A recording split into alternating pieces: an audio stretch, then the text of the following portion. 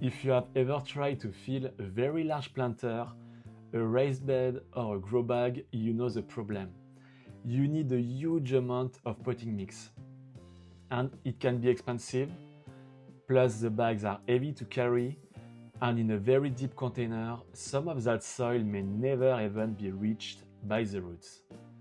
So today I'm going to show you how to fill a large container using as much free organic material from around your home as possible. As you can see, I'm using a simple plastic storage bin, but you can use the same method with a large grow bag, a deep planter, or a raised garden bed. And the idea is simple. Put the largest materials that take the longest to break down at the bottom. And as you move upward, use smaller and finer materials. And we will finish with a proper layer of growing mix where the roots can actually develop. I prepared this container at the beginning of spring, and my vegetables are now growing in it. So I will share my best tips based on this experience. And stay until the end because I will also explain how much soil you should leave for the roots, how to reduce air pockets, and what to do when the level in the container starts to drop.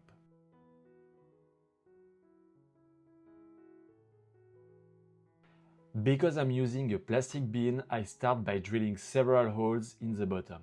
In my case, this step is essential because it allows excess water to drain away. And without drainage, water could collect inside the container and cause the roots to rot. So I spread the holes evenly across the bottom. With a grow bag or a raised bed that is open to the ground, drainage happens more naturally. Now we need to fill all this space without buying 10 bags of potting mix. And before buying anything, look what you already have around your home. You can use fallen branches, twigs, dead leaves, plant trimmings, old vegetable stems, grass clippings, used potting mix or compost. And you may find these materials in your own garden, or you can just ask a neighbor who is trimming their bushes. Of course, always ask for permission before taking anything from a private property or a public area. And also avoid treated or painted wood, or plants that have been exposed to chemicals and also diseased plants.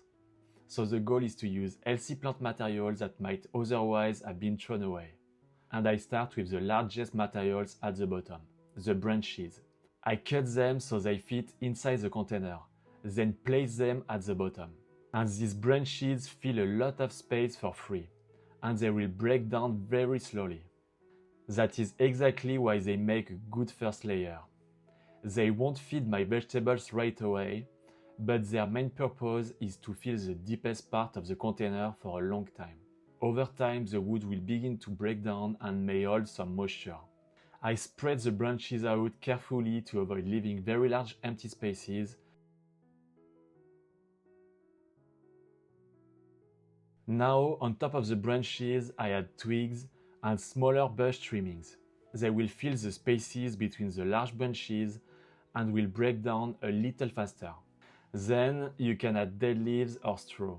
Their shape allows them to fall between the pieces of wood and create a dense layer. You can also add stems from all vegetables plants and other healthy plant scraps. And always cut the larger stems into smaller pieces so they spread more easily. The idea is always the same.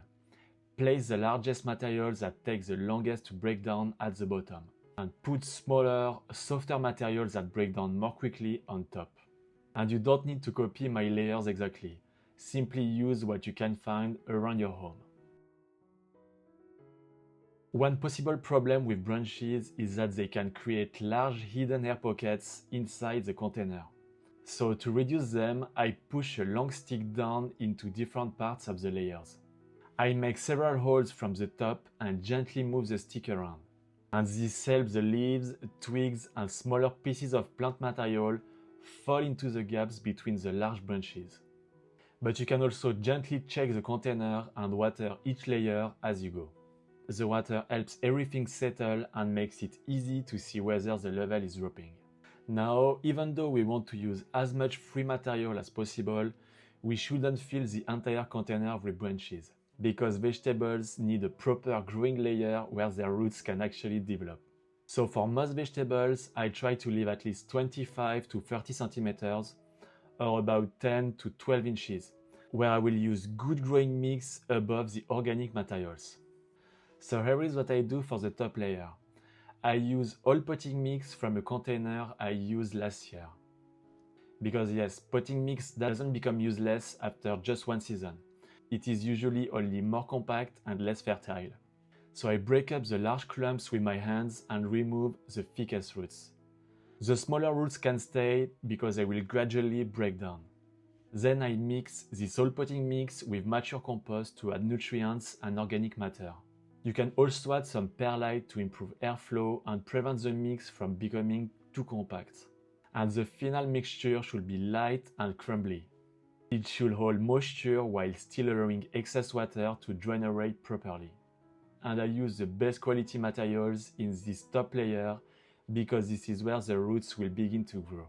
There were a few worms in my all potting mix, so I simply left them in the container. If you have them, they will help break down the plant material. Once the growing mix is in place, I can plant my vegetables as usual. And I will finish by adding a layer of mulch on top of the surface. Mulch is very useful. It slows down evaporation, it protects the growing mix from the sun and the wind, and it reduces the temperature changes. And it also prevents the surface from becoming too compact. And also, as it breaks down, it also adds more organic matter. I prepared this container at the beginning of spring, and this is the result today, nearly 6 months later. The vegetables have grown well in the top layer, and I didn't need to fill the entire container with store-bought potting mix. As expected, the level has dropped slightly, and this is completely normal. The small stems become compressed, and the spaces between the branches gradually close. So as I said, using the stick and watering between layers and also gently pressing the materials down can reduce the settling, but they cannot prevent it completely. But this is not a real problem. You can simply add some compost or some growing mix to the surface whenever needed. And that's it. This method works in a plastic bin, but you can also use it in a large grow bag, a deep planter, or a raised garden bed. If you found this video helpful, please give it a thumbs up and tell me in the comments what free materials could you find to fill your large containers.